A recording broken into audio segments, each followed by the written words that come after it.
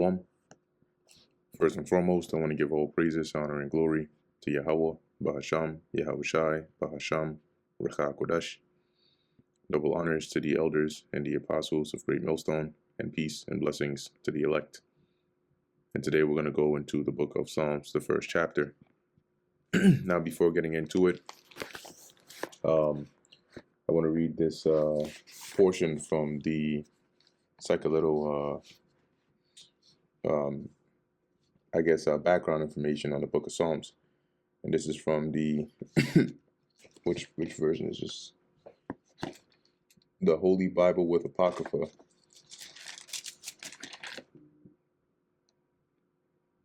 Authorized King James Version, okay. All right, so it says here, the book of Psalms is the largest and perhaps most widely read book in the Bible. The Psalms were set to the accompaniment of stringed instruments and served as the temple hymn book and devotional guide for the Jewish people. So it's called Psalms because they're messages, prophecies, whole lots of things in terms of content in these Psalms, but they're actually psalms, right, that were sung.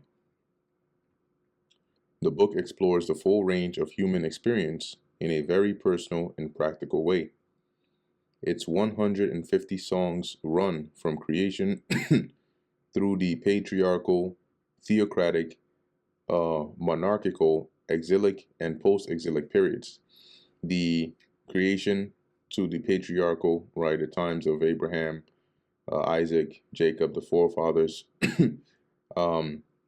theocratic, right, and monarchical, right, from when we were under a theocracy, a rule of God, until when we started having kings. Exilic, concerning when we were in exile. I believe this is more of the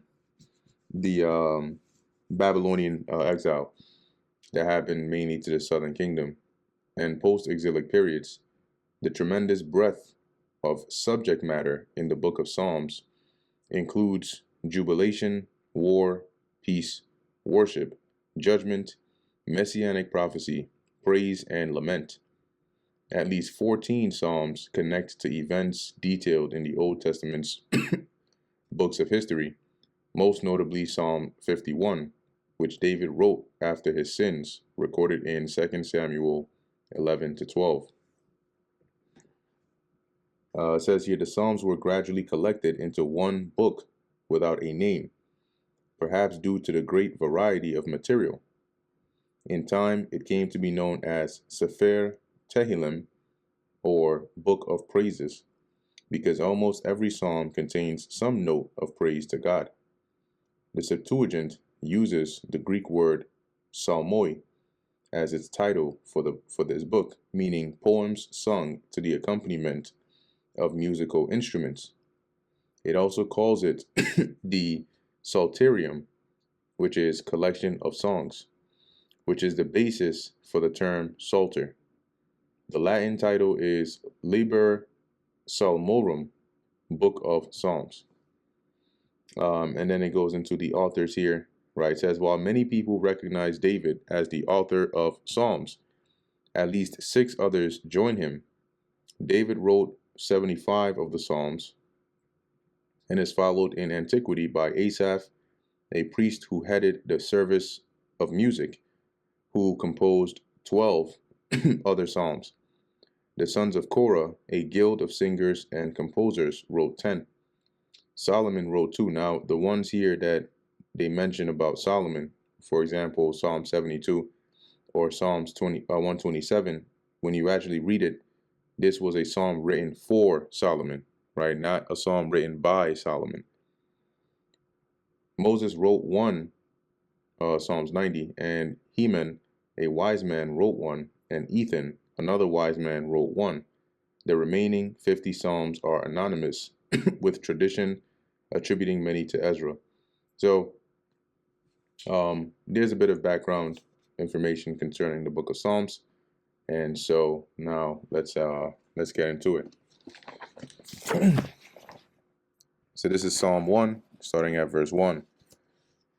Blessed is the man that walketh not in the counsel of the ungodly, and Why is that? Because the counsel of the ungodly, are basically to come up with ungodly deeds, right? That they would then enact or implement or go about to accomplish. And blessed is the man that walks not in their ways, because such a man is one that is pleasing to the Lord. The Lord hates the ungodly, nor standeth in the way of sinners. Standing in the way of sinners is not like you're interrupting them while they're walking. What it means is you're with them, you're joined with them, or you congregate with them. Nor sitteth in the seat of the scornful. Okay, so you're not in somebody sitting in the in the seat of the scornful is you're in that position, right? So blessed are those that are not, when the scornful are those that, who do they scorn? Because here you can see the context is dealing with the wicked, right? So they're scorning against the righteous. But his delight is in the law of the Lord Yahweh, and in his law doth he meditate day and night. And the law, let's actually go into that word law, because the law is more than just the actual commandments and the statutes. All right. It says here, Thawarah, which in English is Torah, instruction, direction, body of prophetic teaching, instruction in messianic age, body of priestly direction or instruction, law, custom, manner, Deuteronomic or Mosaic law. Okay, a precept or statute. So the law is more than just the actual commandments, but it also goes into really the instructions or the doctrine or the book in itself. So within here we have the words of the Lord, and as it says here, the one who is righteous has delight in the law of the Lord, right? That is where you seek to be. That is a company that you seek to be among, right? That is what you meditate upon. And he shall be like a tree planted by the rivers of water.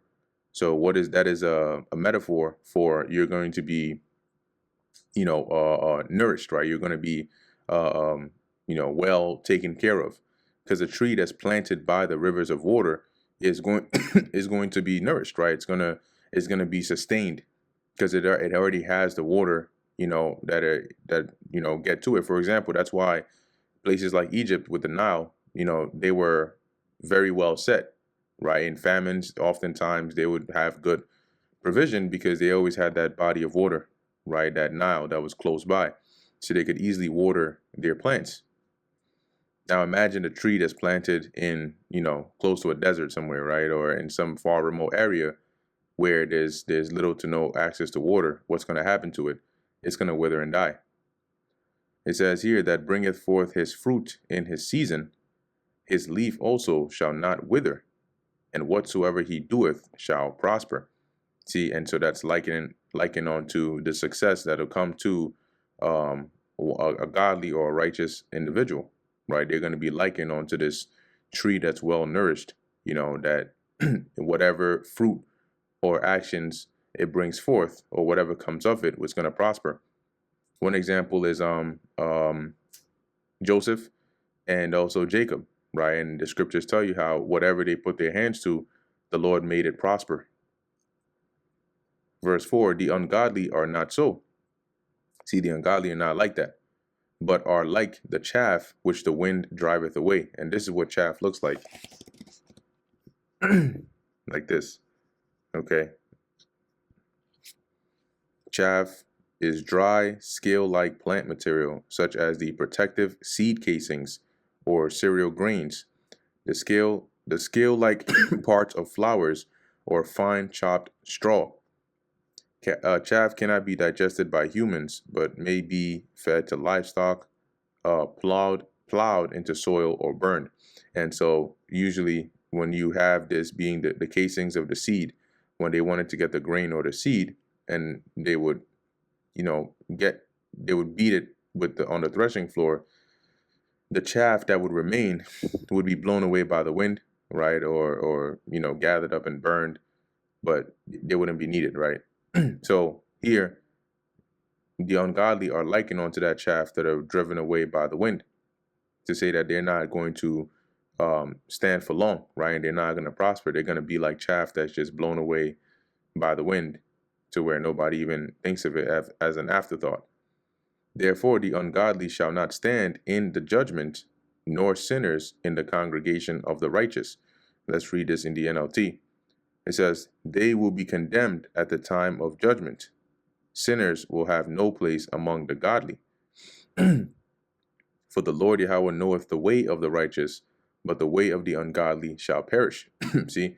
So those that are righteous, that follow the ways of the Lord, they're going to prosper. And the Lord knows their hearts. He knows, their way, right? Their path, the things that they do. But concerning the ungodly, the Lord is going to judge them, right? And that's why they're going to perish. So, fairly short psalm, but that brings us to the end of the book of Psalm 1. Lord willing, that was edifying to the elect. In closing, I want to give all praises, honor, and glory to Yahweh, Bahasham, Yahweh Shai, Bahasham, Bracha Kodash. And until next time, Shalom.